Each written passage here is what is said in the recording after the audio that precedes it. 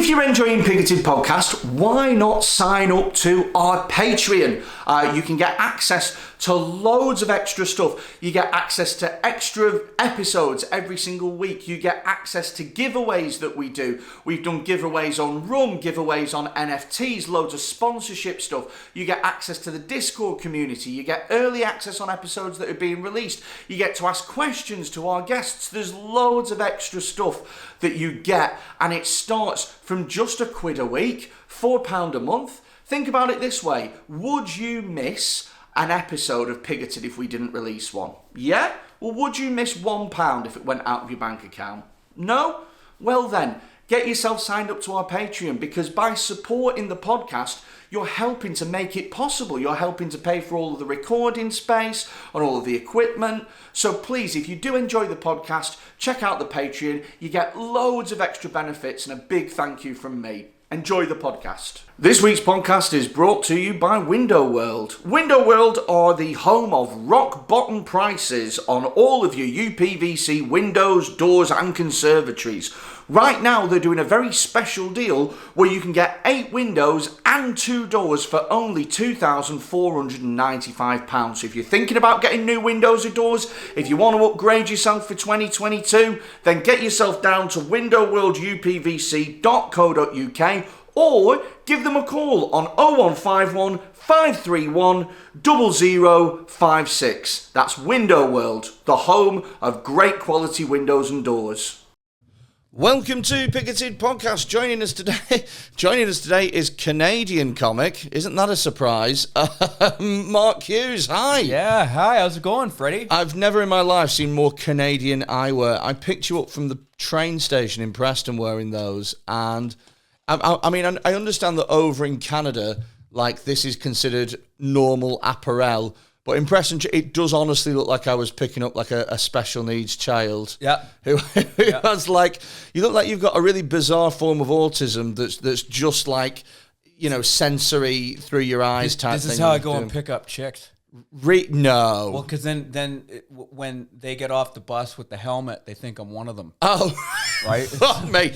And we are 46 seconds in before we've said something potentially that will get both of us in trouble. That's all right. It's nice to meet you, pal. Yeah, man. How much were those out of it? Because they look like the kind of glasses that probably cost about £400 and protect you against 25 different like UV light. They're about 200 Canadian dollars. They are so about £12. Yeah, sweet. Yeah. Okay, Canadian nice. dollars are the Mexican peso of the Western world. Are you? Oh yeah, massively, massively. Are you still thinking in dollars, or are you like thinking in pounds now? I still think in dollars, and I'm always doing an exchange rate. What, in your head? Yeah. Still? Yeah. Because I'm still my income is still in Canadian dollars.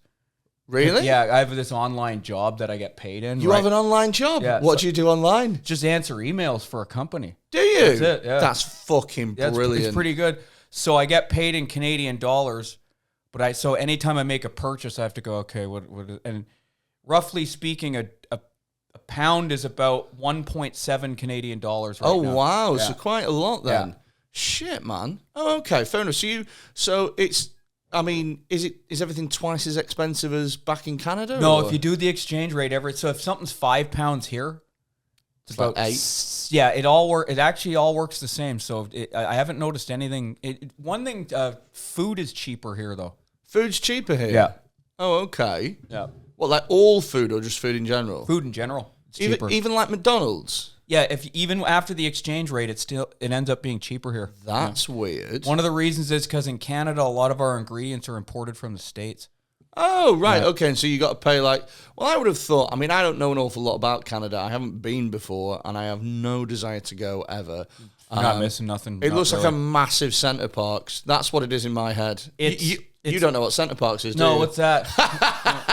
I'm special needs, remember? You got to translate. Well, if you were, ironically, you would have been to Centre Parks at some point.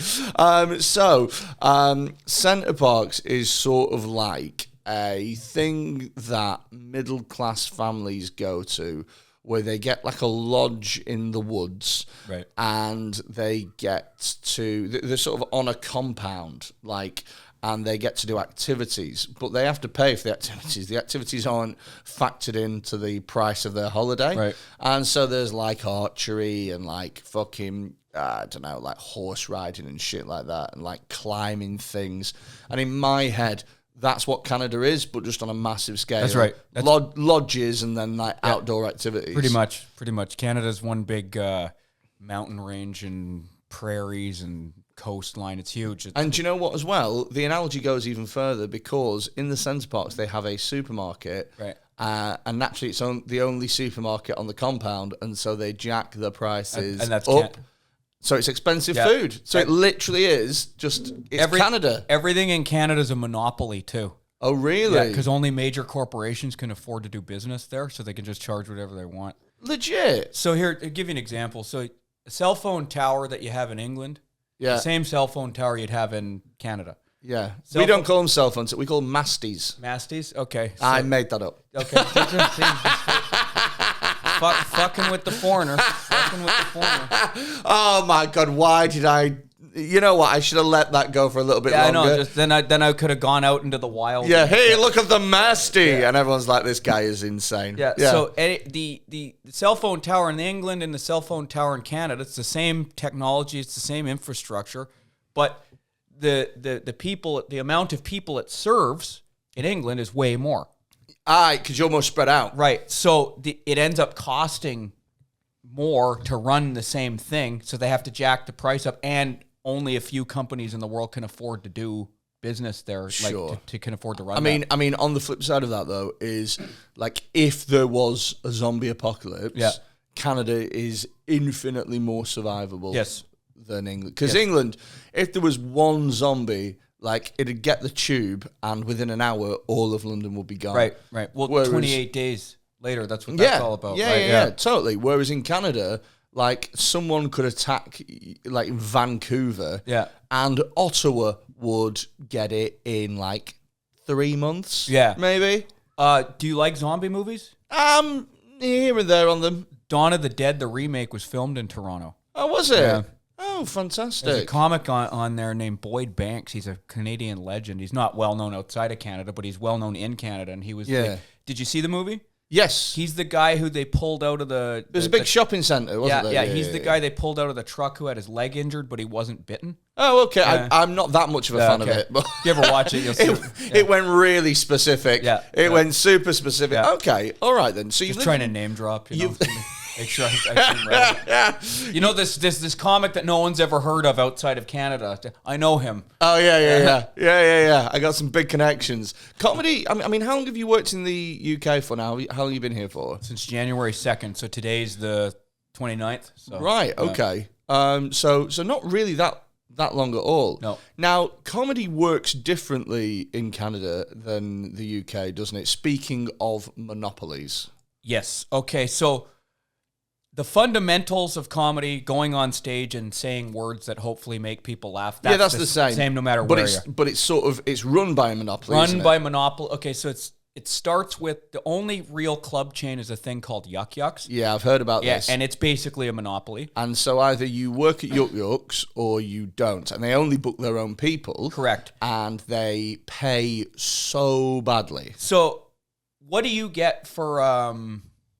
headlines aren't an hour here, right? No, they're not. They're 20 minutes. 20 what do you get for 20 minutes? What, like a weekend club? Yeah. Well, it depends which. Do you get it per spot or per set? Well, I mean, I'll tell you what it is per set, if you like, per spot. Yeah. So it depends where you are, but generally speaking, a rough guide, £200 to £250 for 20 minutes. Yeah. Okay, so in Canada. Okay, so Yuck Yucks, the pay structure is in like you get grades, so the more seniority theoretically, the higher. So it doesn't matter where you are on the bill; it just matters your seniority. No, sort of. Headliner still gets more, but they do a longer set. So headliner, $300 Canadian tops. Okay, for 45 minutes. So that's what, like using your exchange rate, maybe £180. Yeah. For 45 minutes. And it's been like that since the early 90s. But what's really interesting as well is that over here you can double and potentially even triple. So you can maybe, open somewhere for, I'm just going to keep it really fucking simple, but like open somewhere for £200 and close somewhere for $250. Yeah. And then you've made $450 in a night. And whereas in Canada, it's like, well, everything is 1,000 million miles away. Everything's like a 10-hour drive. Also, if you're signed with this yuck, you're not, if there is another club in the city, you're not allowed to do that club. Wow. Yeah, they have an exclusivity contract. So if you do sign with Yuck Yucks, you can't play anywhere else apart from Yuck Yucks. Unless it's more than, there's a radius. I can't remember what it is because I've never been signed with them, so I don't know. I can't remember all of it. But if there's an equivalent, what they consider an equivalent competitive competition, so equivalent size, within a certain radius, you cannot do that club unless you have written permission from the owner. So just to really simplify it, basically, either you sign with them and you can't really do anywhere else, or you don't sign with them and you can't do their clubs and they're the biggest chain. Right. So basically, and it's the biggest complaint with professional comedians in Canada. So let's say you're not signed with Yucks. Most of the cities, which isn't many, have one other competition club, but it's singular. It's not a chain. Wow. So if you get along with them, okay, cool. But the next city over, you might not have a relationship with that other club. Yeah. And hopefully you do. But generally speaking, most people who are not signed with Yucks do have good relationships with the 5 other clubs in the country. Yeah. But like you said, they're all 1,000,000 miles away.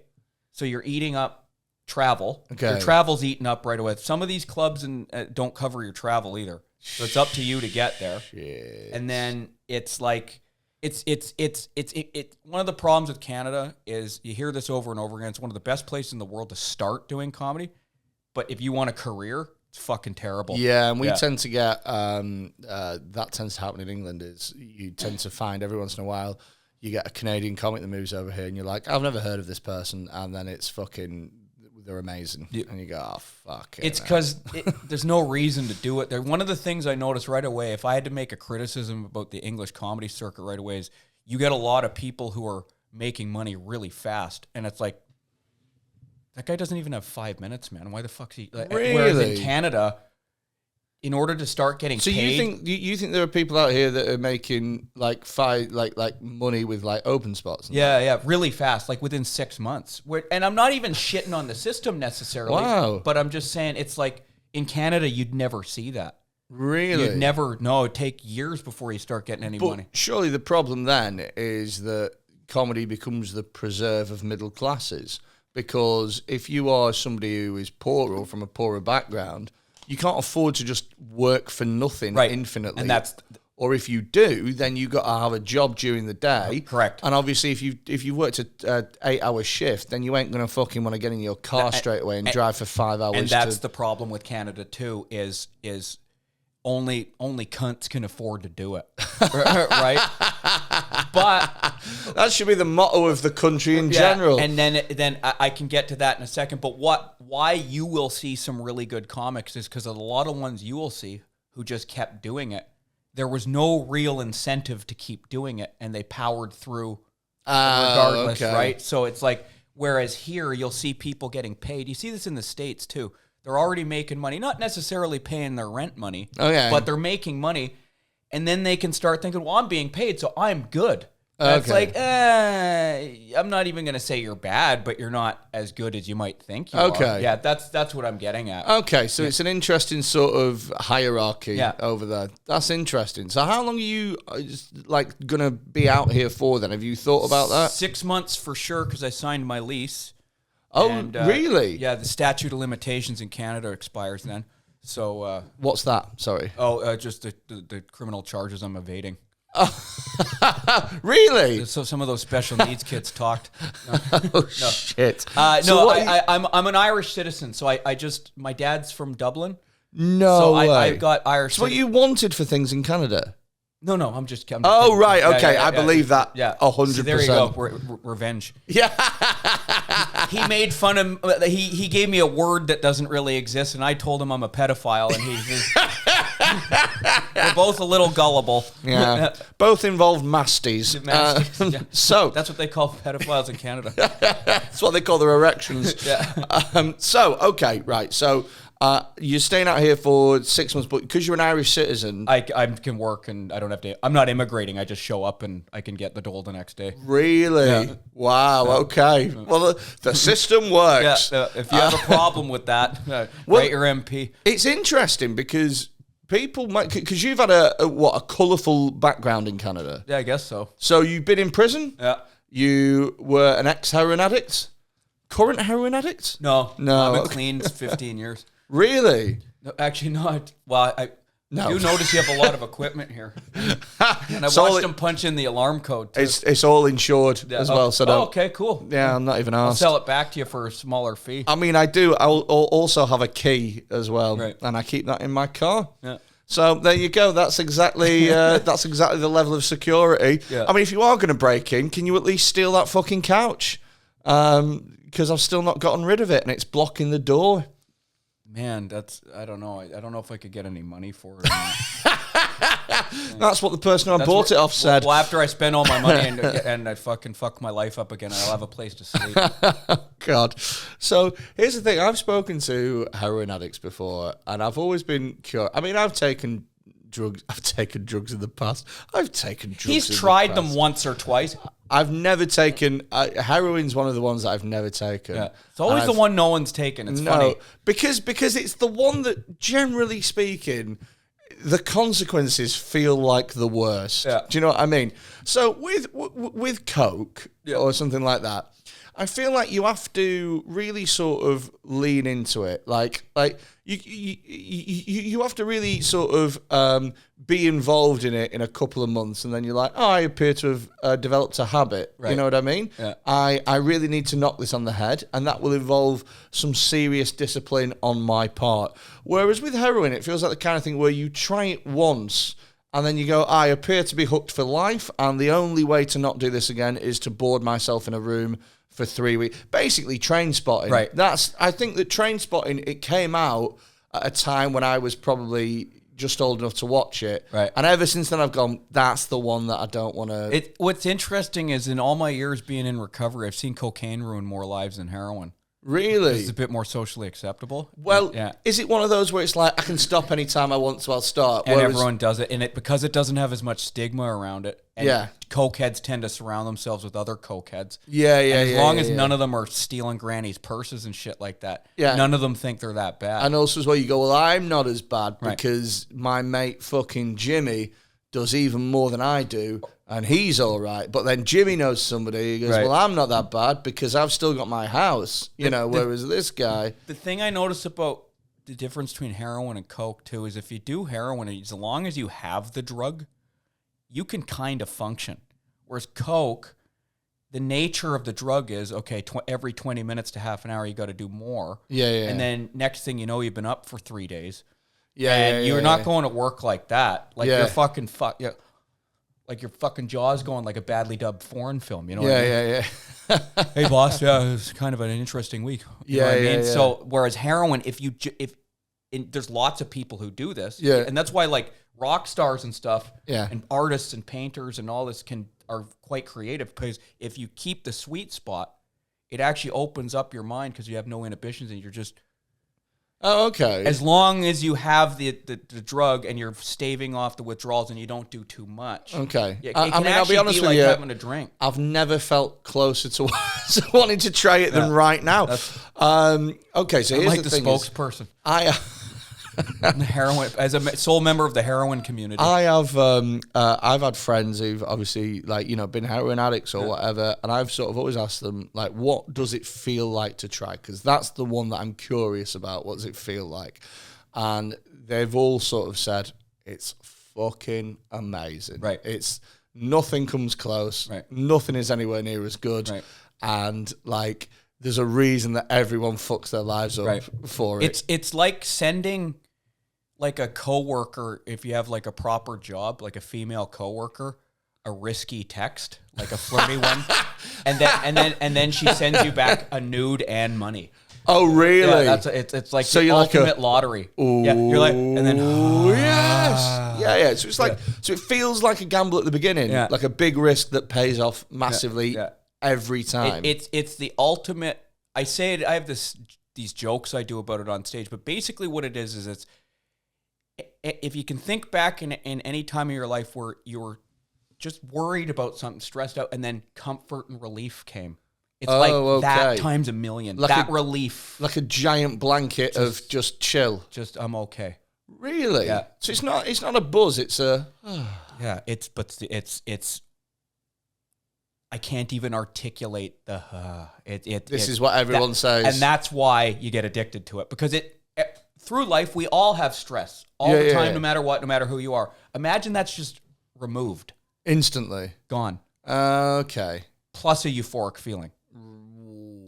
That does sound good. Plus confidence, plus no inhibitions, plus like, it's indescribable. But the problem is, it feels so good you'll ruin your life. Oh, really? Because you don't want to feel anything else. And then you do it for a month or two, and then you go, okay, yeah, you know what? I've had some fun. I'm going to stop. Then you have physical withdrawals. Oh shit! Then you shit yourself. And you really? Can't sleep. Yeah.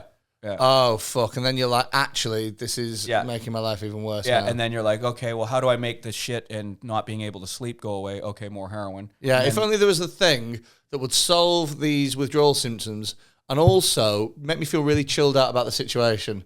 Aha! Yeah. Some of that heroin that I've been taking. Oh shit! And every few decades, these pharmaceutical companies think they come up with something that's like that, and then it ends up. Heroin was originally developed as a morphine addiction cure. Oh, really? Yeah. Fuck. And then it ended up, look, here we are. Shit me. Yeah. So it must be a fucking cunt to get off then. It can be, yeah. It's the physical withdrawal is pretty bad. I quit smoking, though. I'd say quitting smoking is worse. Get off. Because you can't stop thinking about it with cigarettes. I think it's the easiest thing in the world, quitting smoking. Yeah. Really? So when I came back from, I did a tour of Asia, and over there, like, cigarettes are like £0 fucking pounds. Do you know, like, it's so cheap.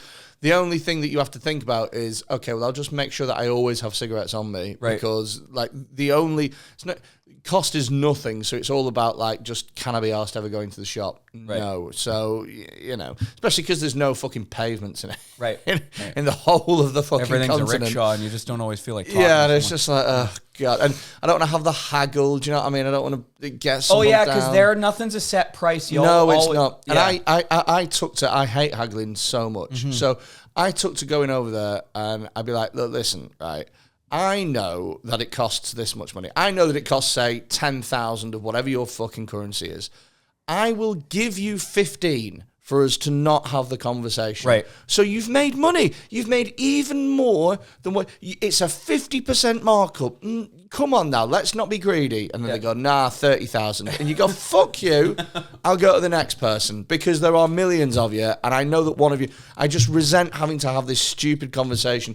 But I understand, I totally get it, because they look at me and I don't look Asian in any way. I very much look like what they would consider to be a cash cow. I quite clearly have more money than they do. Yeah.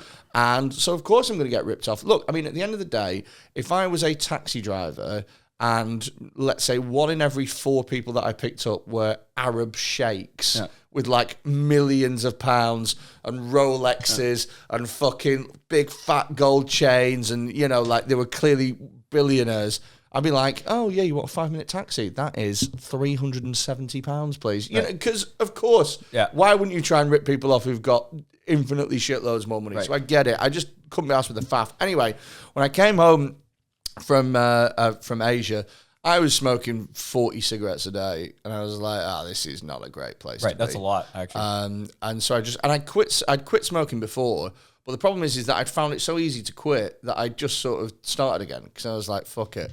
But I quit, and one of the ways that I quit was I read somewhere that a craving lasts for 3 minutes. And so even though it feels like it's longer, the actual physical idea of a craving lasts for 3 minutes. So the key is to keep your brain occupied. Right. So what I'd do is I'd download this chess app, and I'd like solve little chess puzzles for 3 minutes whenever I had a craving. So people would be outside in the smoking area, fucking, you know, having a fag and that, and I'd be doing the Sicilian defense on a fucking iPhone 8 or whatever. And by having a fag, he means blowing a guy. Is that still in your head? Is that still what having a fag means? Yeah. Really? Yeah. So whenever people say, let's go out side and... It's funny though, if you like, I have some jokes where I actually use the word faggot, and people are like, "Oh, and they say, oh, that's homophobic." I thought it meant cigarette here. I thought that was my in. Well, fag means cigarette, Right. but then you're adding 3 extra letters. And that changes it. Well, yes, as with every word. Right. Like, Damn. I can't think of any word. I thought that was how I was gonna sleeper sell my homophobia. I can't think of any words, but you can add more letters and it still means the same thing. I imagine every American and every fucking Canadian has come over here and made a stupid joke on stage about fag, right? Yes, it's very common. Yeah. It's the sort of I caught that right away. I'm like, I'm not going to do that. Yeah, it's immigrant hack. Yeah. That's what it is. Yeah. So there's certain things from people who maybe necessarily aren't born in the UK, there's certain things that they'll say when they come over here that are like standard bits. So if you're from America, like, hey, you're going to go have a fag, right? And then there's another thing as well. There's a place in, not far from here actually, about an hour away, called Clitheroe. And it's spelt Clitheroe.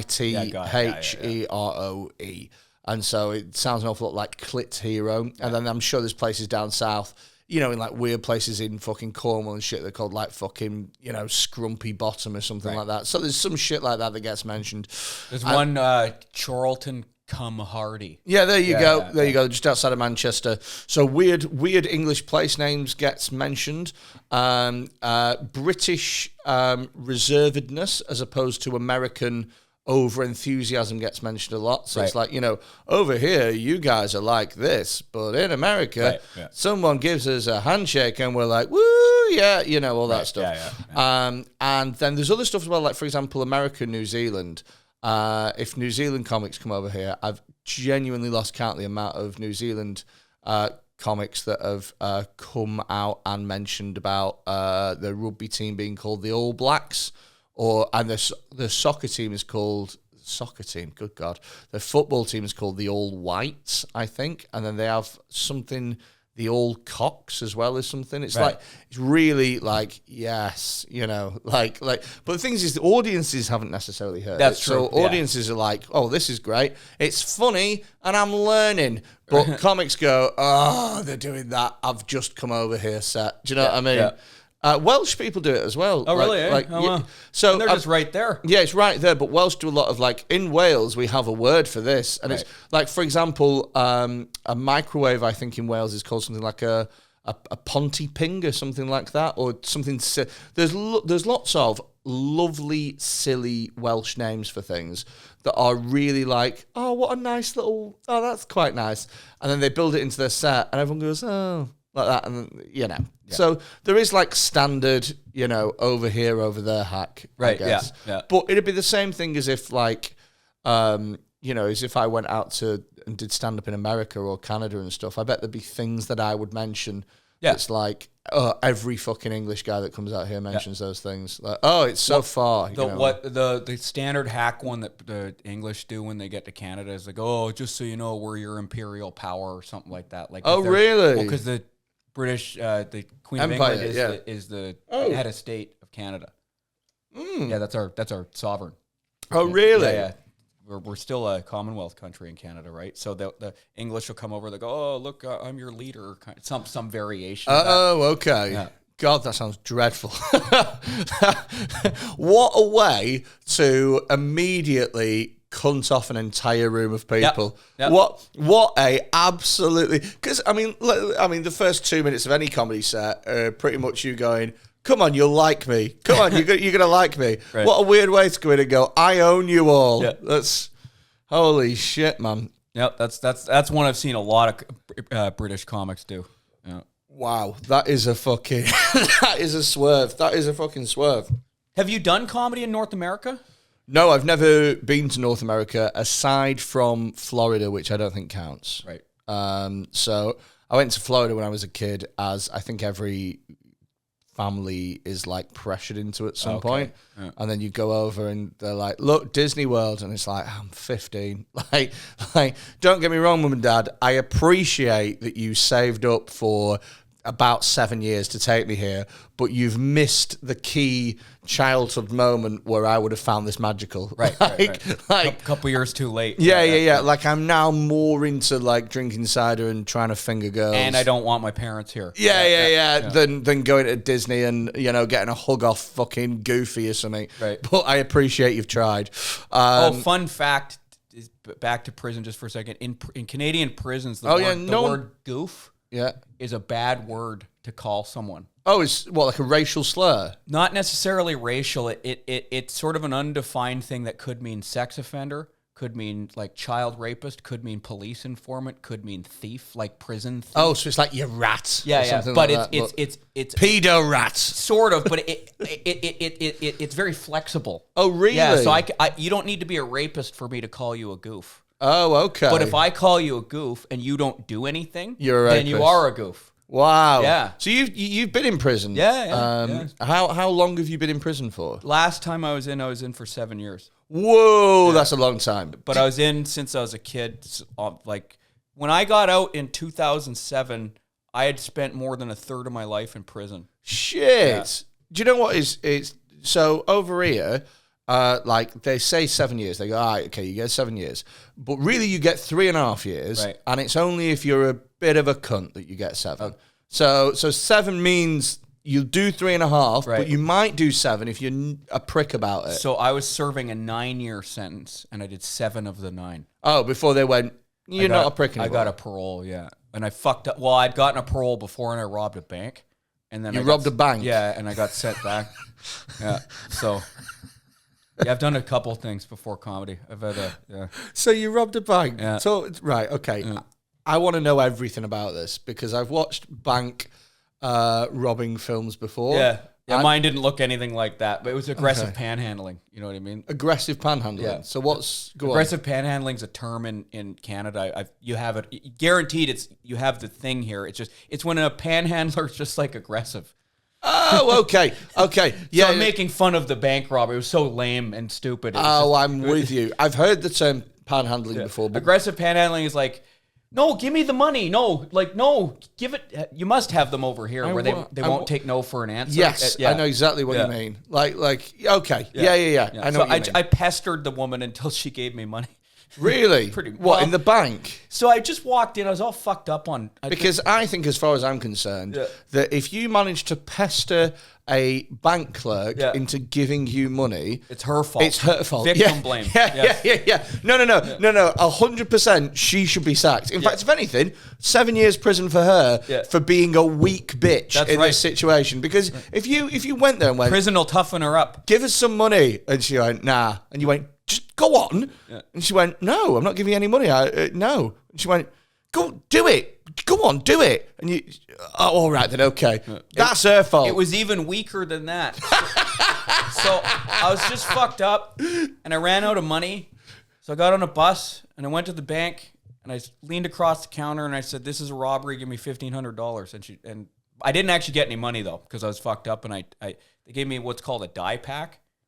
So it's a wad of money with a little thing inside it. So and when then you walk out, pink smoke starts coming out. Yeah, and it's to signal. You. Well, you get covered in dye, and it draws attention because there's smoke billowing out. Yeah. So it's hard to get away because you're essentially a walking fucking. Yeah. You know. Yeah. So I did end up getting away that day, but like I said, I was so fucked up. On heroin and cocaine, I'd been doing speedballs. It's a mix of coke and heroin in a shot. That I didn't go in with a disguise or anything like that. And then the next day, so you went in just like not even wearing those glasses. No, not even. I wasn't even as slick as that. Incredible. Yeah. And then the next day, the police came to the halfway house I was living in at the time and arrested me. That's amazing. Yeah. I can only imagine the policeman at the station who was like, "Hey, Officer, fucking Canadian surname. What's a common Canadian surname? Smith. Hey, Officer Smith." Would you like the single easiest case of your career? The literal open net of bank robberies. There's this fucking idiot who has robbed a bank by demanding some money and nothing else. That's his face, and he's covered in paint, and we know where he lives. So go around and get him. The worst thing I did was I didn't even say please. That was it. That was as aggressive as it got. That gave you an extra 2 years. Yeah. I just thought of something. They asked what a common Canadian last name would be. These days it'd be like Wong or Singh. Oh, really? Yeah. Is there a lot of immigration in So where Canada? I'm from in Canada, Vancouver, it's I think the last time they did a census, it's over 40% Chinese. Do you know what? That makes sense to me because if you live in a country like China or India that is very packed, and then you might want to go to somewhere that's very stretched out. You just said something racist. India packed. Oh, fucking hell. You made a reach with that one. I thought for a minute. I didn't know it was this kind of podcast. Occasionally. Yeah. No, it's not. It's not. Disclaimer. No. It is not. YouTube, it's not. Yeah, I've got a career to throw away, so I don't want to. Please don't cancel me. I don't want to be in fucking yucks making $150 for 45 minutes set. No chance. Is that common here? Do comedians actually get canceled here? When I say canceled, I mean they actually can't work anymore. So I would say yes, but other people would say no. Okay. So there is debate about that at the moment. I would personally say yes, it is absolutely a thing, and then other comics would say no, it isn't a thing. And I think it depends.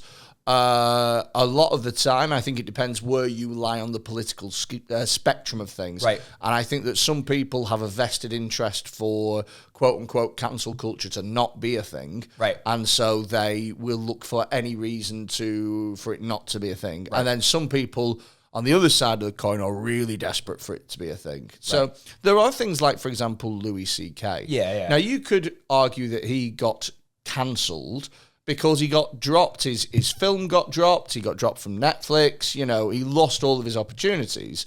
Now, did he deserve it? Well, probably. And I don't know whether or not cancel culture the person has to not deserve it. You know what I mean? Some people will say, well, he deserved it. And it's like, well, does that change anything? Does that matter? And so there's a debate, and I think the biggest problem with cancel culture, without wanting to go off on too much of a tangent, the biggest problem with it is that it remains almost undefined, and it means different things to different people. And so people can't really have a meaningful conversation about it because everyone is exploring it through different terms. Anyway, prison. Yeah. Speaking of cancel. You big crazy goof. Yeah. Do you know what? That's so weird as well because goof is the kind of thing over here that a really sort of non-threatening gay man might call you. Right. Oh, you big goof, That's or funny. your mum like if you dropped a cup and it didn't smash. Oh, what are you like, you big goof? What I think is funny. How dare you call me a rapist? What you call pedophiles nonce? Nonce. That sounds like nonce. That sounds like a cute word. It's like really? Oh, you little nonce. I guess to a non-English ear, it might sound a little bit close to nonchalant. Yeah, or something. I'm just casually fiddling, kids. Yeah. Not really committing to it. Just a little grab here, a little tickle there. Yeah. Okay, fair enough. So prison, you're in there for 7 years. Yeah. What's it like in Canadian prison? Because I watch Banged Up Abroad, and stuff like that, and foreign prisons.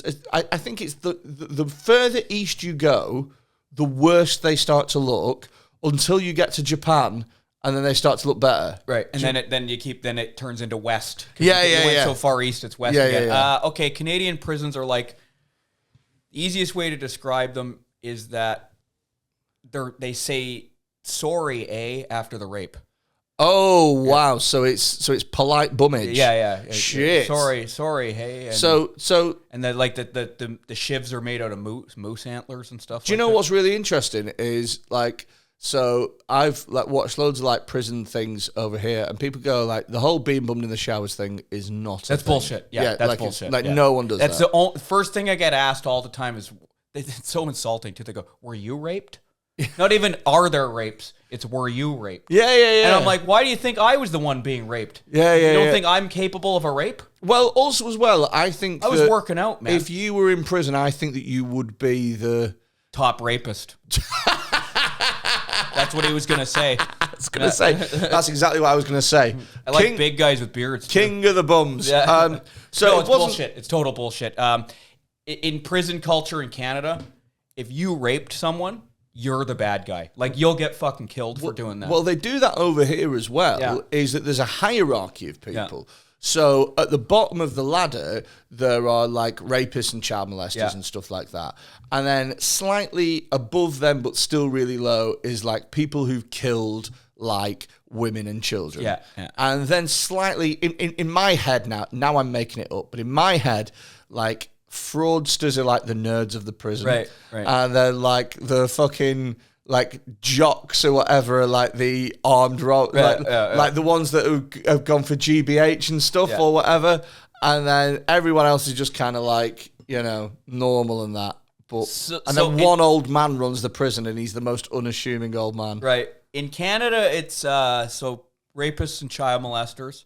Then slightly above them, rapists and child molesters, informants, ex-cops, things like that. They're all kind of down at the bottom. Slightly above them is domestic violence or killing women. Oh, right. Okay. And then after that, this offense itself isn't really a bother.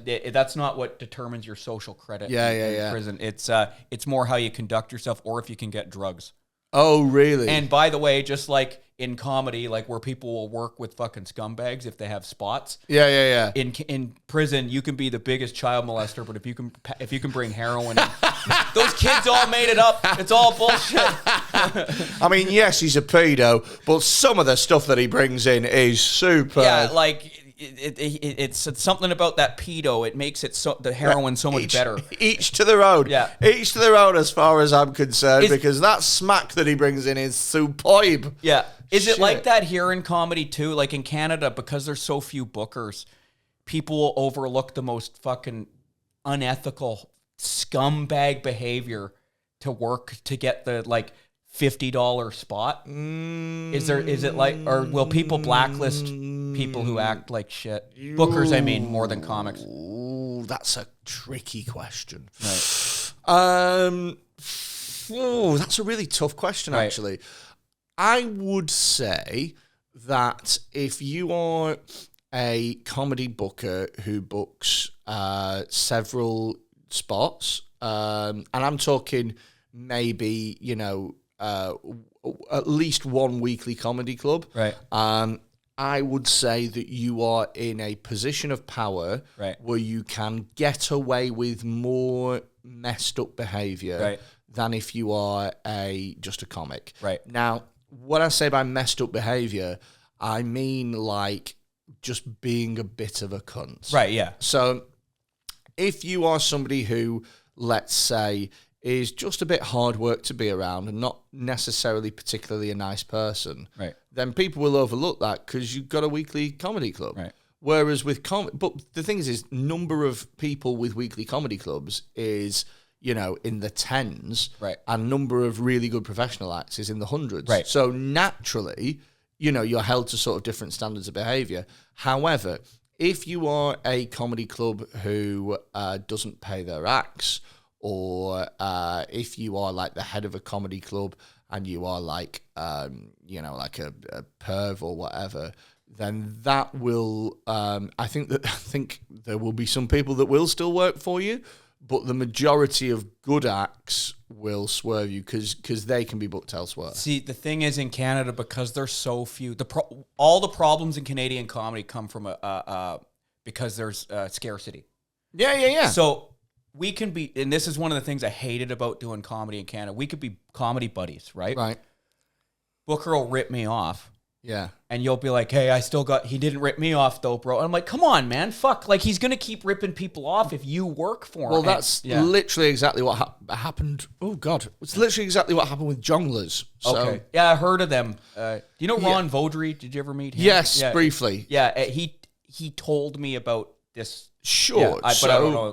The name just... I'm going to give a really abridged version of sure. it, to be honest with you. But in the 90s and the 2000s, Jonglers was a huge name in live comedy. And it was a chain, right? Yeah, it was a chain. And they ran comedy clubs pretty much in every city. Right.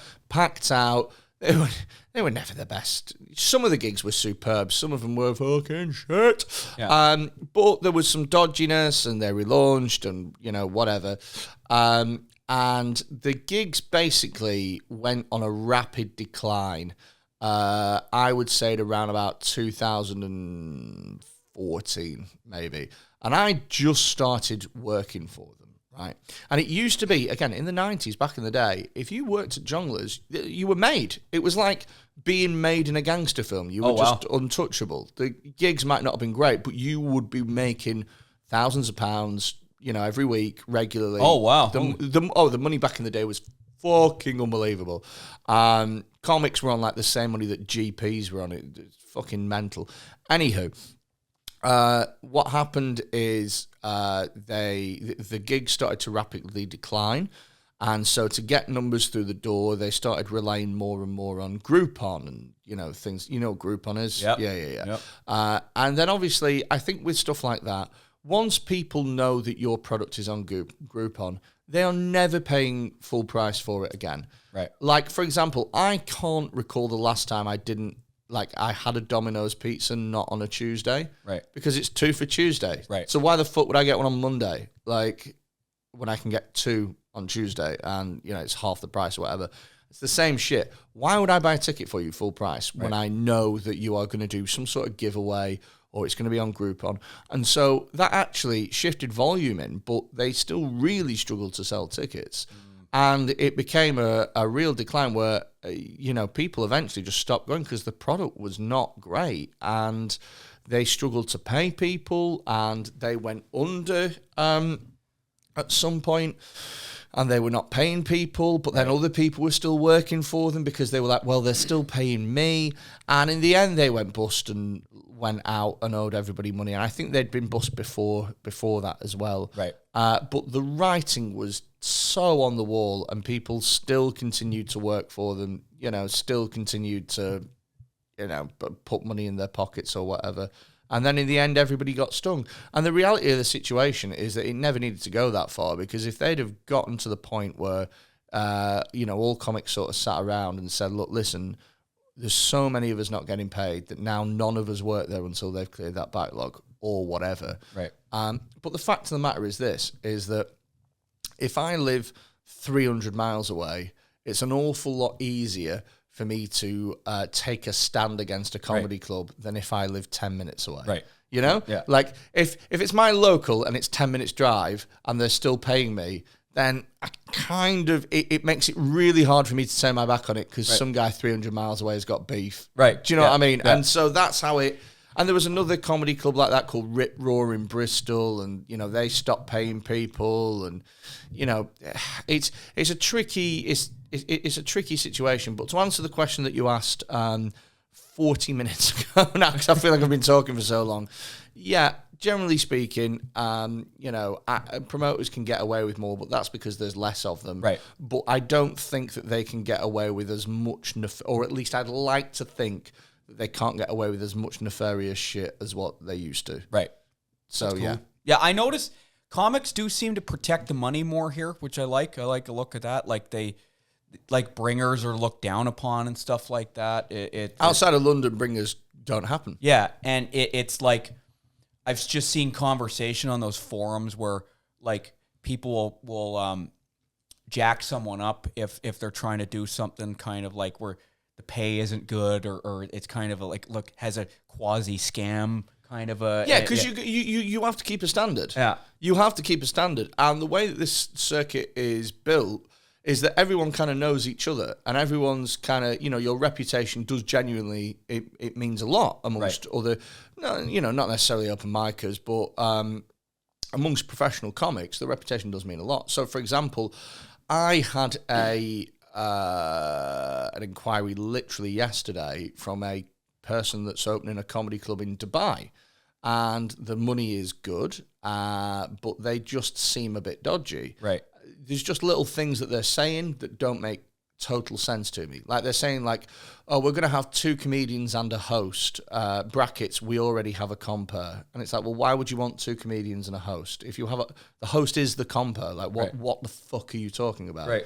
So it's little things like that. They go, oh, we'll be doing a standard 30-minute set. And it's like, well, 20 minutes is the standard. Like little things that you go, well, you don't really know what you're talking about here. So in my head, we go, well, is this real or is it a scam? Right. And there's already been loads of us messaging each other like, have you had a message from these guys?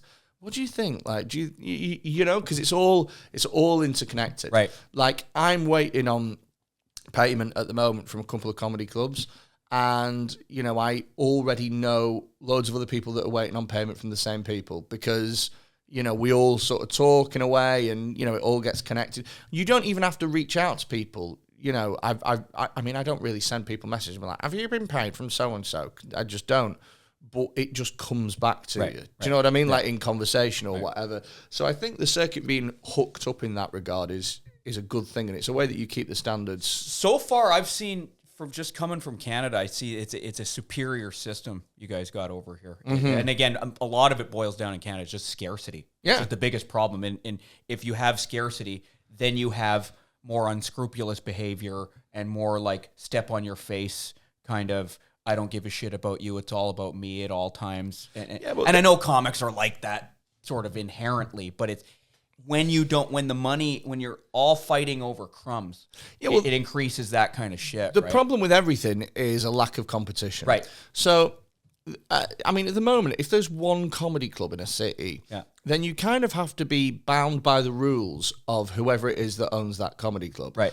And if that person is a bit of a fucking mental, like I have put up with people before that I really do not like as people, not because they're bad people or anything, but just because I just don't like them. But I've had to be really nice and put up with the fucking shit because they run a gig that I really want to play, and for whatever reason, they're in a position of power, and I can't be like, will you just shut up? You're doing my fucking head in, because I know that I won't work in that place before. I mean, there was a guy who literally really pressured you to go out and drink with him after a gig. Right. And I want to go home. Do you know what I mean? I don't want to fucking drink with you in a sad pub somewhere. But I used to go out and have a drink and stuff, and I like having a drink and shit, and especially if the other acts on were out as well, it didn't make it too bad. But if it was just you and him, it was like, oh dear God, it's like you're staying out and drinking. And I remember I was like, nah, man, I gotta get home. And at the time, like it sounds so daft, but like my dog was ill, and so I like wanted to like, you know, get back early and sort of be with my dog and that, because I had to look after him during the day. And you could say that he was like, oh, right, okay, you know, whatever. And then I didn't play the club again for 18 months. Right, and I was like, oh, okay. You know, like I'd gone from having like 4 gigs in there a year to not playing in a year and a half. I'm like, oh, okay, I know what happened. I didn't go out when you wanted to have a drink. And there's loads of stories. Maybe it was different. Maybe I'm remembering it wrong and I had a really bad gig. I doubt that, but, you know, whatever. That doesn't happen. Doesn't exist. No, doesn't happen or exist. But the thing is if you have competition, then you're not beholden to the rules of... So if there are... I'm going to pick a fucking comedy club off the top of my head, like, say, Sheffield. Now, at the moment, there's 1 or 2... comedy clubs in Sheffield. Let's say there were 5. Like, well, if one of them is not paying and one of them doesn't pay well, this isn't true, by the way, but I'm just making a complete, you know, example. If one of them doesn't pay well, then you can just choose to not do it. And if one of them doesn't pay their acts on time, you can just choose to not do it, because there's another 3 that are there. And what will happen is all the best acts will choose to do those 3, and they'll get better. And the other 2 will get left behind, and they'll either go out of business, which they should, or they will have to raise their standards and sort their shit out if they want to get these top acts back. And so the way of holding standards for me is to have more competition. Now, I think that people don't necessarily understand what that means a lot of the times. I think it means set up an open mic on a Saturday directly opposite a pro gig and, you know, put on a poster that it's the best comedians in the world. It doesn't mean that.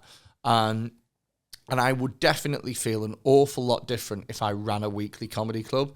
I would not want anyone else. Of course. But as an act, I'm like, the more the merrier. Right. So obviously it comes from my perspective. It seems like sometimes bookers and bookers or bars or whatever, both, and comics have conflicting interests at the end of the day, right? We want as many gigs as possible for as much money as possible, and bookers basically want as much money as possible. And not have to deal with a bunch of bullshit from comedians. I agree with that sometimes, and I disagree with it other times, because what I would say to that is that the best bookers in the country, and I'm talking about your hot water comedy clubs, your comedy stores and stuff. They're not money focused, right? So they generate a lot of income, but it's because I think the Glee is like this as well. They generate a lot of income, but it's because they're not focused on the income. They don't wait for somebody to get in the door and go, right, let's try and get as much out of these people as possible. Let's put the drinks prices as high as we can. Right. Let's charge £10 for nachos. Let's do this. Because they know that they won't come back. What they do is they focus on the comedy and they make the stand-up as good as it can possibly be. And then they go, well, they'll come back and they'll spend because they're enjoying themselves because the stand-up is so great. I actually think it's the bookers that are money obsessed that try and bleed every little bit out of you the minute that you come in, that aren't necessarily concerned with how good the comedy is. They're concerned with the bar spend and the maximum spend.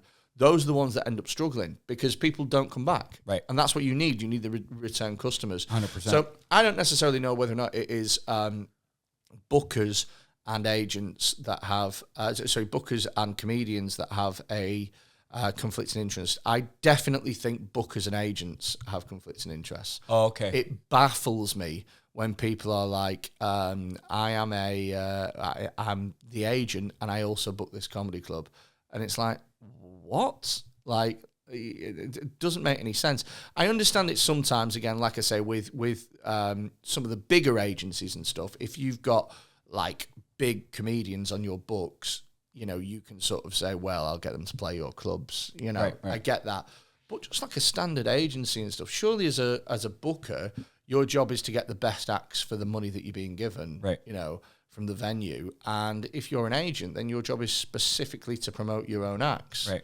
And sort of disregard everything else.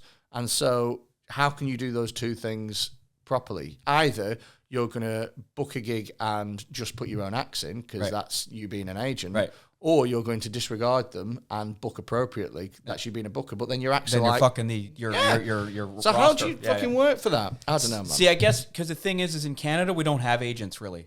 Really? Yuck Yucks is it pretty much. And any agency. And so people will argue with me. If any Canadians are watching this, they're going to be like, no, there's agencies. They're more acting agencies that sometimes will get you a stand-up gig. Okay. Yeah, but it's not. They're not comedy agents, right? Okay. There's not enough gigs to do it. Like, if you tried to open up shop as an agent, you wouldn't make any money. There's just not enough gigs to do it, right? Really? Yeah, it's just not. Holy shit. Yeah, man. Like, what a comedian in Canada, Byron Bertram, has a joke where he goes, what's an agent going to do? 50% of the drink ticket? Yeah, you know what I mean? Yeah. There's just not enough money, and people half a pint. Yeah. And people will get ideas every few years. They'll be like, "No, I'm going to start an agency, and I'm going to make it work," and then it never does. Yeah, I think with sometimes there's a lot of reasons why things don't exist, and it's not because no one hasn't thought of them. It's because everyone who knows that it's not a great idea. Anytime I would try and run a show anywhere in Canada, and there wasn't already one in that town, for example, I'd always be like, why isn't there one in this town? And then you realize it's because it can't be done. Yeah. It's not because no one tried, right? Yeah. Like, nothing new under the sun. I'm not a visionary, right? So, but I like comedy here so far. It's interesting. It's I like that there's an actual circuit. I like that there's an actual infrastructure. Yeah. The comics are nicer. How does it compare to prison? Less sex. Because I bet that there's a hierarchy in prison. Yeah. There's very similar in some ways. Like I haven't been here long enough to totally figure it out, but in Canada, there is a hierarchy. Yeah. And definitely not based on funny. Really? Yeah, no. It's based on like social fucking. It's very strange. Not always easy to figure out what the metric is. I can't. It definitely middle class though. That thing you said way earlier in the interview, it's definitely based on that. And I've heard this. Well, that's the same thing over here. Oh, really? So what I've heard on podcasts, UK podcasts, particularly the ones coming out of London, is. Do you know Leo Kearse? Yeah, I know Leo. Yeah, so he was on a podcast. He was meant to come on this. Yeah, I like him. COVID. I've never met him, but I like what he does, right? Yeah. I like him as a person. To be honest, he's a divisive figure, and there's a lot of people that don't like him. If you don't, then that's fair enough. But I mean, I think he's I think he's a really good comedian. In Canada, I have a similar reputation. Oh right, you're the Canadian Leo Kearse. Sort of, yeah. Not that's more great. fuckable, but Don't know about that. Well, from men. Okay. So he was saying that one of the problems that, particularly coming out of London, is that you have these Oxford and Cambridge educated cunts who tend to be the gatekeepers for the cultural gatekeepers, and then unless you're one of them, like they kind of won't let you in their little club, or they will come after you if you talk if you're not. Canada is like most of the comics doing anything there are kind of like that. Oh, okay. Right? Because again, how do you afford to do it? So I have heard certain things about the Canadian circuit that I find mental. Like I heard something about some protest being done in Toronto and some locks being broken because they didn't like the idea of a comedy night that was going to be offensive or something like that. The comics, the biggest people who try and shut comedy down in Canada is other comics. Because because in Canada... Well, to be honest, that's pretty much the same over here. But. Okay, so let's see if we can find some similarities. So in Canada, because of our proximity to the States, no Canadian comic is famous. Okay. No one knows who any comedians are in Canada. It's not even like Stuart Francis? No, not anymore. Maybe 10, 15 years ago they would have known, because he's not on TV anymore. Okay. There's no Canadian TV that would put him on. Okay. So comedians who are popular in Canada are Americans. Oh, right? okay. Yeah, so any Canadian comic. Who's the most famous Canadian comic? Russell Peters, but he's in the States, right? Norm Macdonald, but he got it in the States. And also is dead. Yeah, I mean, who's currently going in Canada? A guy named Brett Butt, but that's from a TV show. Really? Yeah. I've literally never heard of him. So Of course, got a great name. So anything other than that, no one knows who any of these guys are, right? And so if I lived in Canada, trying to think of Canadian cities. Give me a second. Okay. I've already mentioned Ottawa, and I only have heard of Ottawa because of that fucking truck thing. Yeah. Toronto. Yeah. That's the biggest city. Vancouver. Okay. Yeah. I feel like there's a big... Montreal. That was the one in the French part. Yeah. Montreal's where JFL happens, Just for Laughs. Yeah. I'm trying to think of any more that I know. Quebec. I feel like that's a city and a province. Okay. I meant the city, not the province. No. Oh God! If you'd asked me to name provinces, we'd be here all day with me trying to guess one. Yeah. Okay. So I mean, if I lived in any of those places and I was really serious about comedy, I'd just go to New York. Yeah. Like I'd just find 100%, and that's what people do. My problem is I can't enter the States because of my record. Oh, really? I'm not allowed in the U.S., yeah. Oh, because you've not got the citizen... No, because of my criminal record. Yeah, because you've not got the little citizen pass. Would you have been allowed in here because of... Without the Irish citizenship? I don't think you probably would have. Could have been tough, but because they can't refuse me entry, right? So. It's an interesting one because, like, on one hand of that, like... You probably shouldn't be allowed into like I could understand, like if you think of countries like a house and it's your house and you went, hey, can this armed robbing heroin addict come in? You'd be like, no. Especially when you have your own ex-heroin or current heroin addict robbing people. Like you don't need another one, right? I think that. No, I don't blame anyone. Yeah, I've tried to get into the States. I spent a bunch of money. And then on the flip side, you mentioned you've not really done anything since 2007. Yeah. So it's like that is a long enough time for people to be like, you know. I think the lesson is just don't rob banks. Yeah. That's ultimately maybe just don't do that, and then. But I feel like they should go. All right, okay, listen, right. So, obviously, we're aware that you used to be a very naughty boy, so we're going to let you in, but this guy is going to watch you a lot. Right. And the minute that you litter, we are going to kick you out. Like we're going to hold you to a slightly more strict standard than everyone else. I think you never know what's going to happen in life. I think it's quite possible that could happen one day where I'm allowed in. You reckon? Sure. They let people in all the time. And also the thing is doing entertainment-related shit, you never know who might become a fan. You never know. And then they could have some pull. And they could...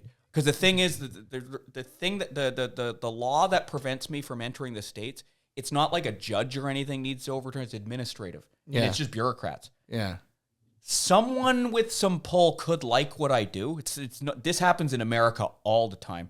And they could just call someone and go, yeah, I like this guy. Let him in. Really? Really? It could happen. It's not beyond the realm of I possibility. feel like that doesn't really happen here as much. No. Like, yeah, I feel like Entertainment runs a lot of stuff into the States. It's very powerful. Yeah. Hollywood is way super powerful. Not really over here, though. Oh, really? I don't think there's that culture over here. No. You have stars and stuff here, though. You have, like, celebrities here. Oh, We don't really have celebrities in Canada. Not really. Really? It's because the problem is we're so close to the States.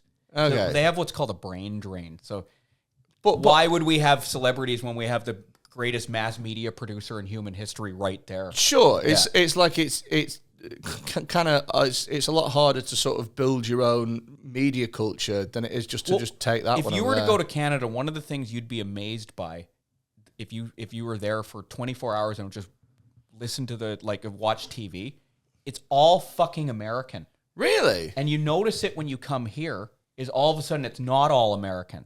That's you guys have mental. your own media. But whereas Canada has little Mickey Mouse rinky-dink media, and then it's overpowered by American. Like, they just feed in American TV and shit. That's so weird. Yeah. I mean, especially over here when every region has its own regional news. And we have that too, but it's still... people watch CNN, they don't watch Canadian. Do you know I went to the Isle of... I mean, I go to the Isle of Man every month, but I went there this week, and they are so fiercely independent over there that they have their own everything. Right. And the very idea of them, like, for example, having, like, English news as opposed to their own thing would be like them submitting. They'd hate it. Right. So it just seems really weird to me that Canada is notorious for just being... We're too diplomatic. Really? Yeah, we just kind of lay down and take it. That's one of the problems. Canadians, that's why it's also not a good country for comedy, because it's like Canadians, they like comedy once the person's famous, but they're really all about like that Victorian thing where it's like suppress your emotions, don't stick out, make sure you don't attract attention, all that. Where we never got rid of that. So it's like prudishness. Prudishness in a polite way. Oh, okay. Yeah. That's interesting. But for some reason, we create some of the best music, actors, comedy, authors. Like Canada is pound for pound the artists and entertainers that we've had since our inception is more power. Like for its size, it's like holy shit. Like Mike Myers, Lorne Michaels, Ryan Gosling. I love how you stopped. Ryan Gosling. I'm trying to Rush. Bachman Turner Overdrive. There's like so many. Do you feel like because I've never done comedy in Canada, do you feel like there's a restriction over what you can and can't say on stage over there that comes from other comics? From other comics, but the audience is down for whatever. The audiences are great in Canada. That's the funny thing is they're some of the best audiences. And it's funny because there's this international reputation. I don't know where it comes from, where they go, oh, they're really tight-assed in Canada.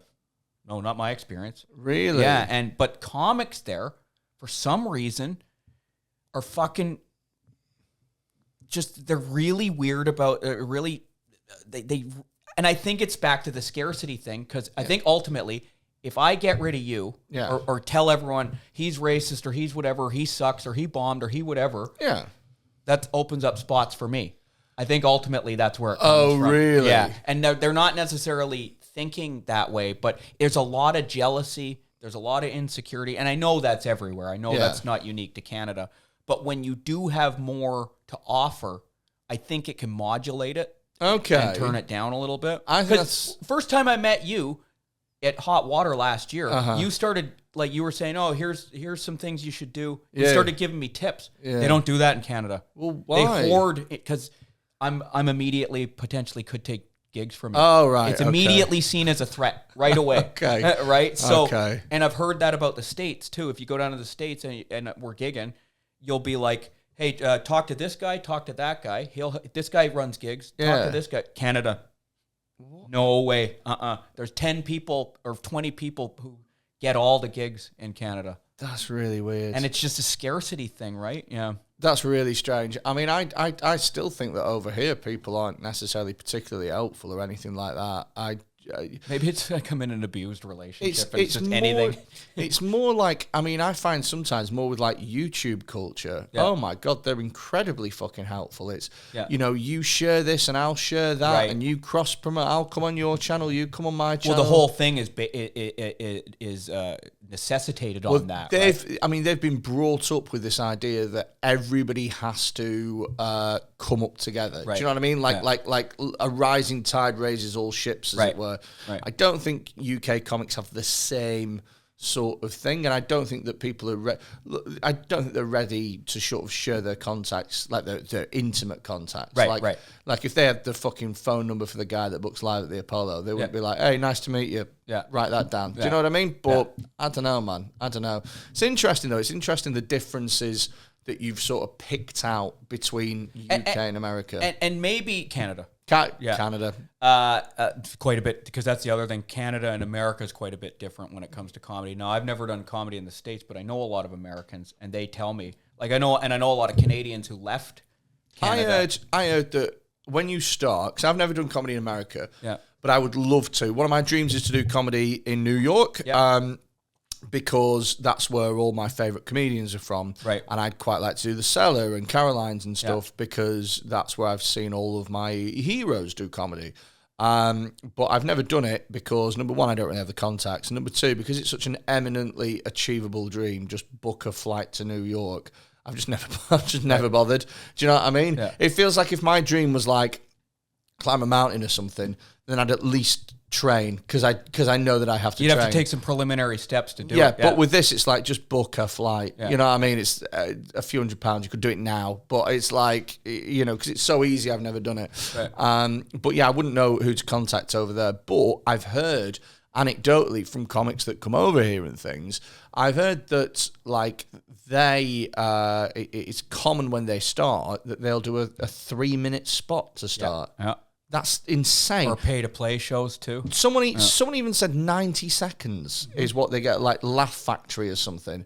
You'll go on stage and in 90 seconds that you get, that's insane to me. What's common is you'll have these open mics that run for 7 hours and things like that too. What? Yeah, just they start in the afternoon and they go till, or they start like 5 or 6 p.m. But who the hell is watching that? It's kind of a novelty, I think. I think it's just such in the Comedy Store in L.A. Yeah. That's one of their things, and people actually go and watch it because there's all kinds of freaks and weirdos who do it. Right? Okay. So there's that kind of I guess novelty is the only word I can think of. Yeah. And they'll have different audiences all throughout the night. Yeah, because people will come and go. Yeah. And then there'll be one person that the compere will reference. Yeah. There'll be one gnarly fucking veteran that got in at R4 and sat in that one seat and hasn't missed. Yeah. You know, not even gone to the toilet or anything, not even broken eye contact. 100%. Serial killer. And Canada has some versions of that where you'll go to an open mic and 50 comics will be there, right? Yeah. And you got to just, and then you wait. And often it's just to other comics. That's the other one.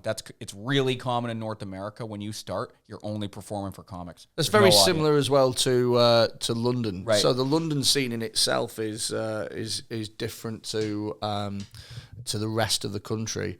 In that, again, bringers over there, where you have to bring an audience member, pay to play is still a thing over there. And the way that they get away with it is because there are people who will do it, because stage time is at a premium, and there are way more people in London who want to do comedy than there are spots. Right. Whereas if you put a pay to play on in Manchester or Liverpool, people would go, what the hell are you doing? Like, no. And in fact, people have tried that stuff, and the rest of the circuit have gone, no, none of us are doing this. And that's what keeps the quality. Right. And whereas in Canada, that sort of safeguarding, the sort of system correcting itself doesn't really exist. Yeah, because if I live at the other end, if I live in Montreal and you're setting up a pay to play in fucking Vancouver, why do I give a shit? It's like thousands of miles away. Yeah. Whereas with this, like, you know, because everywhere is close. Yeah. It's so much easier to go, well, I actually go to, like, for me personally, I don't live in London. I don't give a shit what happens there, but I'll fucking do weekends there, you know, maybe 3 times a year or whatever. Right. And so I naturally care about, another really interesting thing that's happening in London at the moment, I don't know if they have this in Canada, but it never used to be a thing, is like themed nights, as it were. Yeah, it's pretty common in Canada. It's because in Canada, the general public doesn't give a shit about comedy. They don't go to comedy like they do here, right? Okay. It's really hard to get people to go to comedy. Okay. So most shows, just to say one thing, then I'll get to answering that. Most shows are papered, is what they call it in Canada, meaning the tickets themselves were given away, or a large portion of them were. What? And the club makes their money off the drinks. What? Yeah, because people don't want to go. They don't give, unless it's a famous American. People don't really care about comedy. Like, by and large, they don't really care about comedy in Canada. Really? Yeah. So one way to get people in the door is have a theme.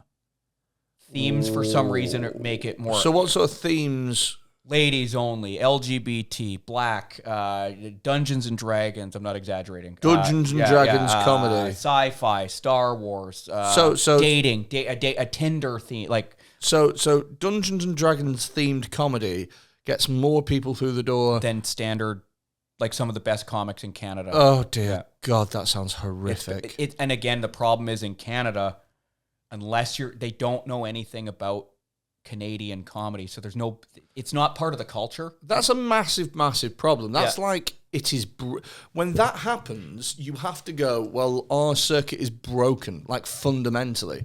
Because there's no way in hell that Dungeons and Dragons comedy should be getting more than... No. It's insane. And people are all scared to speak up about it because they're afraid of criticizing the people who run everything, because then they won't get booked, right?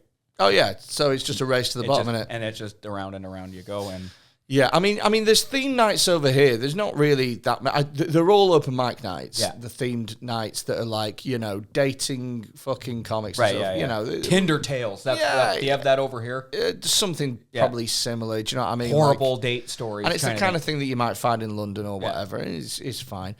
One thing that they do have that I find really interesting, specifically in London, is they have nights that are specifically billed as safe spaces. Yeah, that's sort of common in Canada. So they have one particularly that I'm thinking of off the top of my head called Quantum Leopard, which is billed as this safe space, all inclusive, and you get a list of things, no transphobia, no sexism, racism, ableism, fucking punching down. Do you know what I mean? Like, there's some stuff like, don't be racist. It's like, well, yeah, I know. Do you know what I mean? Like, but that's subjective, though. Like, what's racist in a joke? Well, yeah. Well, the thing is it's like, I'm not going to go on there and deliberately provocate people through racism. 100%. Of course, I'm not going to do that.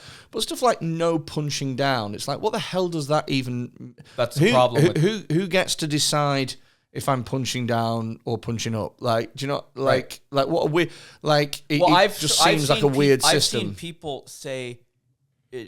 On the internet and people even involved in comedy say, if you even mention, for example, trans people in the joke, you don't have a right to. You're not even allowed to mention the subject of, even if it's about to be a pro, like, oh my God, I love trans people so much. You're not allowed to talk about it. That would be my 3 opening jokes. There you go. Yeah, I don't care about that. I'm not having anybody tell me what I can or and I'm the same. Can't say on stage. And in Canada, back to something we were talking about, is so safe space. They don't really do safe. There's some safe space shows in Canada, but there's lots of shows where you can just do whatever you want. But again, there's no money. Yeah. The money shows tend to be curated pretty heavily. Okay. So that means it's not officially safe space, but a guy like me can't do them. Okay. For example. Okay. And unless I have some kind of cachet, either through online following and I can sell tickets, which no one in Canada does, or everyone likes me for whatever reason. Okay. Right? Yeah. But in Canada, they tend to not, like, I've seen your act. You would be considered too edgy for Canada. Okay. I think you have seen I think you've seen me do I've seen enough new material. A couple things. And all, check me out online. Even if it's new. Like that, I've seen you MC and do some bits. Even on your new material, the fact that you would even try some of the stuff would make you too edgy for Canada. Okay. Right? You did a trans joke the other night at Hot Water. Yeah. I won't give away the joke, but you did it. And I'm like, oh, that's not bad. But I immediately thought, yeah, he couldn't do that in Canada. He wouldn't be able to Really? do that in Canada. None of those are bad. The audience would be fine, by the way. Do you know what It's is not the interesting audience. is I got I got shouted at by a lot of people for doing a trans joke in a special of mine in 2017. Maybe? Wow. Did trans people even exist back then? Yeah, they did. Okay. Yeah, I and guess they still you do. found out. Yeah. But the joke was quite bad, and it offended quite a lot of people. And I look back at it and I go, well, I'm not really happy with that joke. But that doesn't mean that I don't regret saying it, because even though I wouldn't do it now, the reason that I wouldn't do it now is because I look at it and I go, that's lazy and I can do better. Right. But the fact of the matter is that in order for me to get to the point where I can do better, I need to be able to do that stuff that's not great. So I need to be able to try something and then fail. Yeah. And then try something and get it half right. Yeah. And then try something and then build on it and get it good. And then some of the stuff that I'm doing now, I think is very good, and it mentions trans people, but they're not the butt of any jokes or anything like that. But they were in the previous bits in a way that was just a bit lazy. Right. And it's like, well, if I'd have done it again, then basically what I'm trying to say is that I don't like looking back at the joke, but just because I think that I'm better than that Right, now. yeah. But I still... Morally, you don't think... Yeah, I don't think there's a moral issue with it. Yeah. And I also don't regret doing it, because if I didn't make that step, then I wouldn't be got where I you am to now. here. Yeah. Totally. And I will always stand on the position that comedy is amoral. Yeah, and Because also... we're trying to make, even if the joke was terrible, I was trying to make you laugh. Yeah. That was my intention. And I mean, I think as well, like, everyone wants to have interesting, funny, clever, subversive, edgy, cutting, boundary-pushing comedy. That's the sort of comedy that most people like to enjoy. But in order for you to get that, you have to acknowledge that some people will get it wrong occasionally, because nobody just gets to that point instantly. No. Do you know what I mean? There will be times where even the best comedians will make a routine that's just wrong. And the fact of the matter is that if you use that to lambast them and beat them over the head with it, then you'll never get to that boundary-pushing comedy that everyone wants. I have somewhat even more of a libertarian view of that. I actually don't really care if the audience gets offended or not, because I think that's their right. Now, not disrupt the show. Not I don't. But if they get upset, well, fuck, that's their... I've had it before where people have walked out of shows, and then afterwards they've come up to me to tell me that they've walked out, and I've said, well, thanks very much. Yeah. And they always are like, what? Like, they expect to have an argument. And I say, look, you were watching something, you didn't enjoy it, and so you got up and left and made minimal fuss, and you removed yourself and put yourself in a place where you'd feel more comfortable. 100%. That's the most adult thing that you can possibly do. And especially with the internet, if you're releasing material online, you don't... Once you release that bird, you don't have no control where it goes after that, right? It's different than being in the club that night and telling the jokes for the audience that's in front of the you. Context is different 100%. because the fact of the matter is that if you go to a comedy club, then you pay to watch a comedian, and your ticket says comedy, and they get introduced as a comedian, and then they are on stage with lights and sound, and you're sat in the audience. And it wasn't being streamed out into the lobby. Whereas, if you're watching that set, but you're on the toilet in the morning, and you've just woken up, and you haven't paid to watch comedy, you're just scrolling through Twitter and you see something, then you've not consented in the same way. Right. Where I would say... Again, and I do this is in alignment with my value system, is I think the people who don't like it shouldn't speak for or control what the people who do like it get to see. Yeah, totally. Like, if you got offended at a joke, but a bunch of other people liked it, totally. Or even if there's a niche audience that likes it. I used to have a bit about this, about how you should see comedy like it's a buffet. Right. And when you go to a buffet, you don't expect to like everything that's on the table. What happens is, as long as you get enough to fill your plate, then you're fine with that. If I go to a buffet and I don't like quiche, I just go, I'll just not have any quiche. Like, and that works fine, because for the person that does like quiche, there's more of it, and then they have more of it, and then they leave more room for the stuff that I like, and so it's a perfect system. Whereas what they don't do is if you go to the buffet table and you see quiche, you don't go, I find this quiche offensive and just throw it out the window. No one can have quiche because I try and get the personally business license taken don't away. like it. Yeah. Do you know what I mean? It's like, that's the difference. You know, you should just be able to ignore stuff. But going back to the theme nights and stuff, there's also a night in London called Comedy Unleashed that does very well. Yeah. That is I literally did it 3 weeks ago, maybe. I saw a clip on Instagram. Yeah. And I found it really interesting because I found they basically market themselves as like, we are free speech comedy. Right. We're free thinkers. We'll do whatever the hell we want. Right. And for me personally, they're just two sides of the same coin. Right. Them and the safe space people, it's the same thing. What they're doing is they're making a theme. Whereas the theme of one is, say, the darkest shit you can think of, implicitly, and the theme of the other is, you know, be really safe and inclusive and make sure you don't upset anybody. It's two opposites of the same spectrum. But what I thought was really interesting is for me personally, the Comedy Unleashed night, I had a good gig because it's my sort of humour that I specialise in, is sort of like dark, offensive stuff. And so I knew that I was going to do well, but I didn't enjoy it. And the reason that I didn't enjoy it is because I felt that the audience were kind of almost sadomasochistic, and they were sort of like, offend me, push my boundaries. For me, the fun of doing the sort of stand-up that I like doing is going on stage and finding out where the line is and getting as close to the line as possible, and then putting one little toe over it just to see how it feels, and then, we'll go back again. Whereas with them, what they were doing is they were going, there is no line. There is no line. Offenders, do the more, worse, more. And when there is no line, I go, I'm not asked about this. I tell you what I said to a mate of mine. Can't believe I'm saying this on a recording. He said, what was it like? And I said, I felt like a rapist who was midway through a crime, and the woman went, I'm really enjoying this. Do you know, I was like, I can't fucking... this isn't what I want. This isn't what gets me off. Do you know what I mean? Like, it's a very specific analogy. I never would have thought of that one. It's just what came I know, inside. just sometimes, boop, you pop out of the bushes. I know. So, just to sort of wrap this up, as it were, what are the main sort of differences then that you've seen? What are the main similarities and differences between comedy in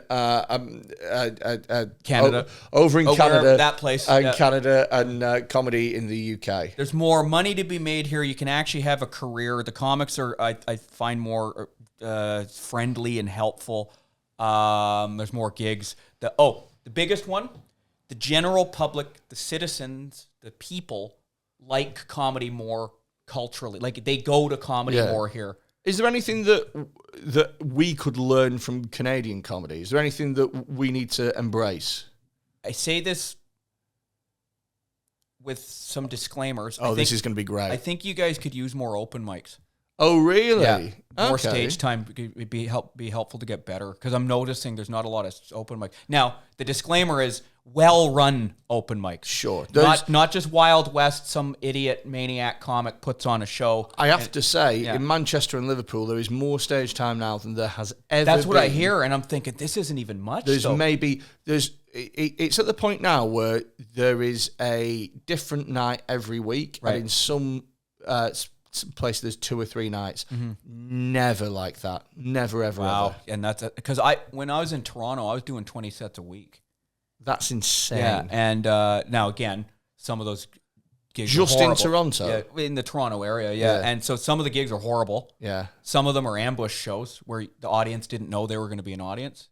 You ever done one of those? What? Yeah, so again, they're not well run. So a guy will start a show, an open mic, and then the venue just goes, you can have the stage, or maybe not even a stage, just sits at the front, and then there's some people eating, and they didn't know there was going to be a comedy show. That's horrific. Yeah. I have done a few gigs like that before, but they've been professional nights. Right. And I refuse to...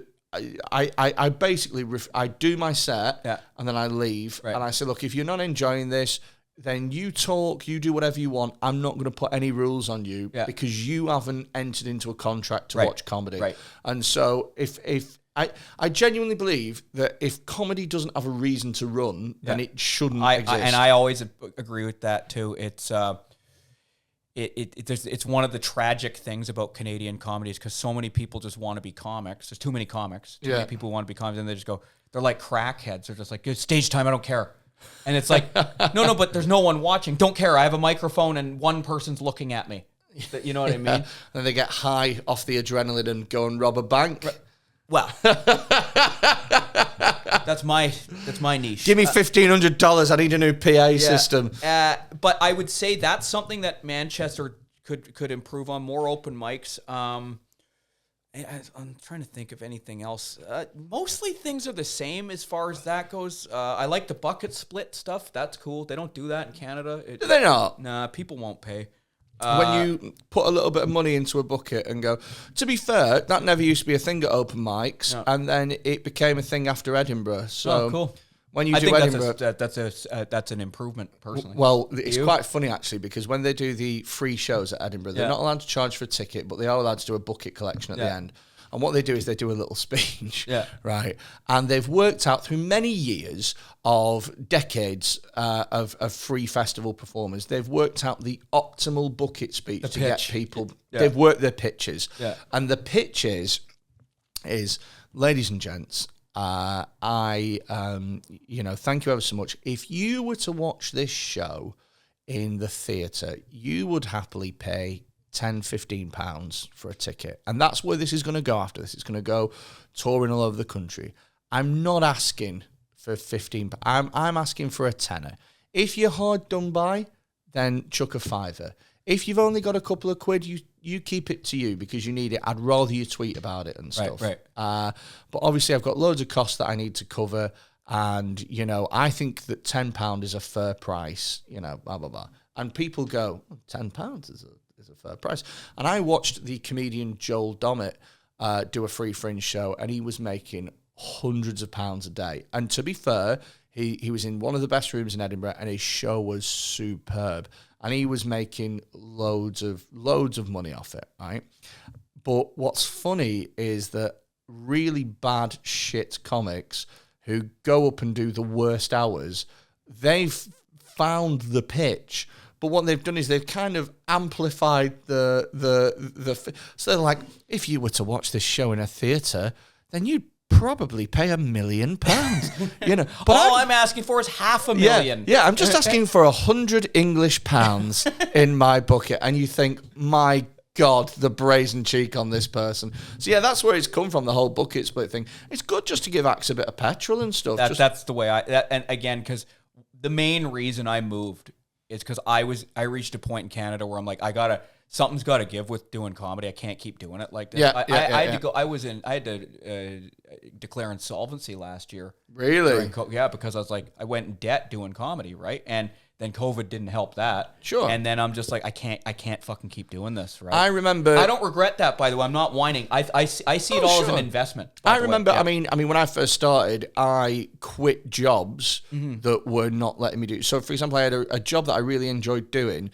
Making edits on websites and stuff. So I used to work for this company that was sort of like, like Wix and Squarespace and stuff, but it was sort of before that. So it was, most people had like a shop on eBay, and then this was just like get your own shop and stuff. So it's called EKM Power Shop, and it was like a way for you to have your own website, and they'd use this as the back systems, and if they had technical problems, you'd fucking sort it out for them. And it was all like, idiots basically. They're like, I can't change the font on my preferred, and you go, done, fuck off. Do you know what I mean? And it was a good job. I enjoyed it.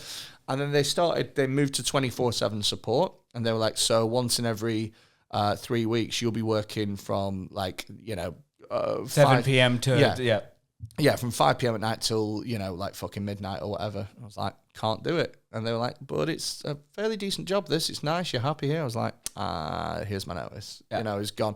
I also remember a time when I was doing a gig in Birmingham University for students, and I put my last £20 in the petrol tank. But I was like, it's going to be cash. It's fine. It's no problem. I'll get paid, money, and that's all right. So I went down there, and then the guy was like, "Oh, did I not tell you it's backs?" I was like, "Oh, What's backs again? like bank transfer." Okay, yeah. And so I had to get back from Birmingham to this, and it was honestly, I think I made it back with about 7 miles to spare in terms of, I would have just been stopped on the motorway with no possible fucking recourse and stuff. So I've had times where I've like had to sleep in fucking train stations and stuff, and literally had just enough money. But it's what you need to do. To grind, man. And that's why I say, even though I had to declare bankruptcy or insolvency or whatever it is, I'm like, no, I see all that as an investment. But I did last year. I realized this isn't sustainable anymore, though. I have to make a big move, and that's when I left Canada to travel, just to see what it's like in other countries. And that's when I came here, and I was like, oh, I kind of like it here. It was just a taste test. And I was like, I knew Jordan Ducharme. Shout out to Jordan. You know Jordan. Yeah. And he had moved here, and he had told me some things. Yeah. And he'd never sold it up. He never sold it down. He just said, yeah, it's like this and it's like that. Yeah. And I was in Denmark, and I thought I was going to go to Berlin, but their COVID shit was all fucked up, and I was like, I don't feel like dealing with that. I said, Jordan, I'll just come see you. Yeah. I came here, and I liked it right away. It's funny because the standard of comedians in Berlin is appalling. Right. It's dreadful. So I did. We actually did. Paul Smith's first stag do was in Berlin. And we actually, it's like, I don't know if you have the culture of like stag do's and stuff in like a bachelor party. Yeah. But the way that it works really is that you basically take the stag and make sure that they have the worst possible time. Okay. Like the whole thing is kind of fucking them over. Okay, gotcha. So one of the things that we did was we made him do an open mic at a comedy night in Berlin. And we made him do it with no material or anything like that. And so we found an open mic in Berlin. There was maybe 30 people in this room, in this coffee shop, right? And we signed up to it. And it was really funny because there was a few comics in the audience, a few of us. I went on and did some because I was like, I'll do some. I don't give a shit. It's fine. And in the audience for that open mic night was myself. I was on that night, professional comedian. Paul was on at the time that Paul was selling out theatres. I think he'd sold out the Echo Arena already, 10,000 people. So he was selling out. He was an arena comic, and Binti Blair was there, who's the booker of one of the biggest comedy clubs in the country. We're just in the audience at this random open mic night, and me and Paul were going to do some stuff, and so we were backstage. And the comics there were the biggest fucking dickheads. They were proper open mic arsey because they didn't know who I was and they didn't know who Paul was. And so we weren't worth speaking to. Right. Do you know what I mean? Yeah. And I remember at one point there was a guy who was directly on before me who died. Like a solid death. It was, in fact, they'd all died up until that point, but this guy was especially bad. Do you know what I mean? Is it because they're just bad comics? They're dreadful. Okay, there was one Australian dude who was like talking about being a Nazi or something in Germany, right? And then his punchline was like, "Yeah, that's right, I'm a grammar Nazi." And it was oh dear God. And the people, these poor fucking Germans were like, "Ha, that is so good, yeah, good, wunderbar." But they were like, "We hate this." The guy before me had died so tragically, and I was like, this is going to be so like hard or easy. I'm not sure which one yet. And then the guy bumped me. The open mic guy came on. The organizer. He was like, "Look, I know you said you were going next, but you're actually going to go 7th." And I was like, "Why?" And he was like, "Just cause." I was like, right, okay. So that next guy died, and then the guy before me did slightly better, and I was on before the break. And they'd watched 7 comics, and I was like, oh, for fuck's sake, Then I went on and just fucking roofed it. It was the easiest fucking gig because they were like, finally, someone knows what they're doing. And so I don't think I even did many jokes and stuff. I just fucking twatted it out the park. Right.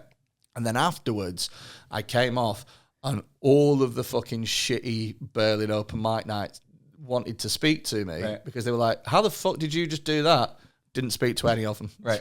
Didn't speak to a single fucking one of them. I thanked them, I drank my drink, and I fucked off. Right. Just left into the night because I Right. was like, no.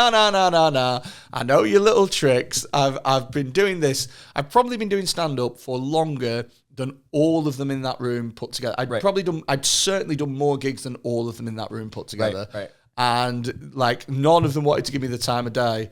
And then as soon as they were like, "Oh, this guy can do it," they were like, "Oh, let's speak to him." Nah, go fuck yourself. They want to take notes. Yeah, you got to be nice beforehand. I'm not stupid. I've done because I used to do that. I mean, back in the day, did they have gong shows in? No, that's the thing. They do not. I don't like that format at all. Really? I think it's a stupid format. Why? Because it gives the audience too much power. What do you mean it gives the audience? Well, the the audience audience- has power anyway. Yeah, but to cut off a set, I don't like it. Yeah, but the audience has power anyway because they have the power to laugh or not laugh. But I can at least keep going if they don't laugh, right? Yeah, but so the thing with the gong shows is I think they're really useful for new acts. Okay. Because I think when you're first starting, it's really difficult to properly work out who's laughing and who's not, and at what point am I losing them? Do you know what I mean? So sometimes when you start comedy, you'll have a bad gig and you'll be like, what happened there? How did that...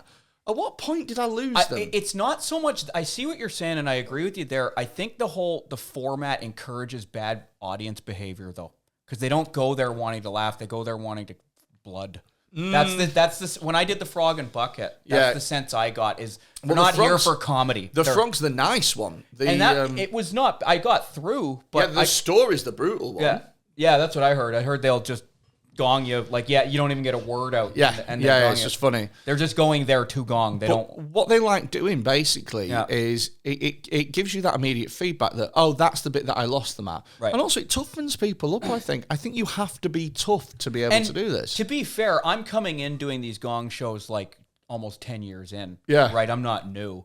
Oh yeah, I wouldn't want to. And that's what I'm saying. And I did it just because I'd never done one. And I thought, let's try.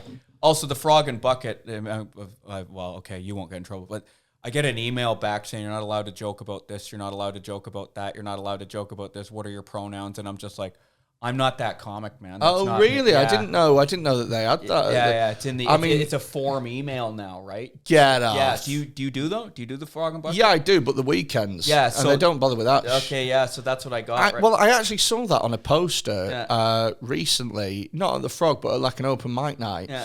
They had all the acts on and all of their pronouns, and I was like, why? Yeah. Like so. I did my set at the Frog. Half the audience booed me. Half the audience loved me. And I was just like, oh, okay, that's cool. But I got through. Yeah. I didn't pass. What's the thing at the end called? Win. Win. Yeah, okay. So I beat the Frog. Yeah, but I you didn't win. Yeah. And it was an okay set. This, when you're standing on the stage, there's that stage left. Yeah. And so it's underneath the mezzanine. Yeah. They didn't like me. No, okay. They're like, that's problematic. And I'm like, what the? But then this side.